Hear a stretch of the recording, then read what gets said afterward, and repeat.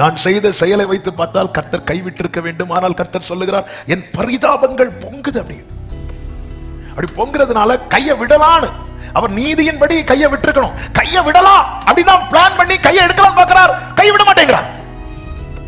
எத்தனை இடத்துல என்ன அவர் கை விட்டுருக்கணும் தெரியுமா? எனக்கு தெரியும், இந்த இடத்துல அவர் என் கையை விட்டுருக்கணும், ஆனா விடல. ஏன்னா அவருடைய பரிதாபங்கள். சிம்பதி, என்ன சிம்பதி தெரியுமா? நான் இவன் கைவிட்டா இவனுக்கு, எனக்கு அவர் தவிர யாரும் இல்லைன்னு எனக்கு தெரியுதோ இல்லையோ அவருக்கு தெரியும்.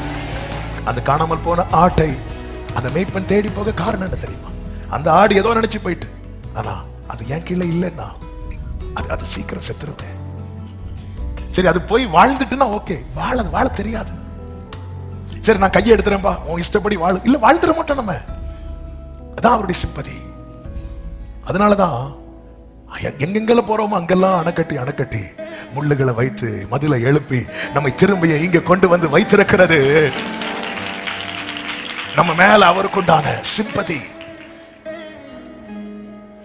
ஆனா என்னன்னா, பிதா கைவிடக்கூடாதுன்னு சொல்லிட்டு என்ன செய்யணுமோ அதை செய்தார் இயேசு. அவர் கைவிடப்பட்டார்.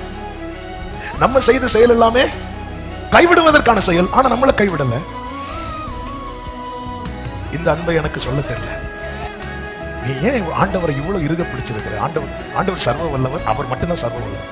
ஆனா இந்த நாள் எனக்கு கேட்கிற ஒவ்வொருவருக்கும் சொல்லுகிற வார்த்தை தான், ஆண்டவர் உனக்கு என்ன செஞ்சார் கேட்டா, செய்யறதெல்லாம் விடுங்க, எனக்காக அனுதாபப்பட்டார். எனக்கு யாரும் இல்லைன்னு சொல்லிட்டு என் கூட இருந்தா, என் கை கொடுக்க, எனக்கு கை கொடுக்க ஒருத்தர் இல்லைன்னு சொல்லி, எனக்கு இது போதும்னு சொல்றவங்க நல்ல கைகளை தட்டி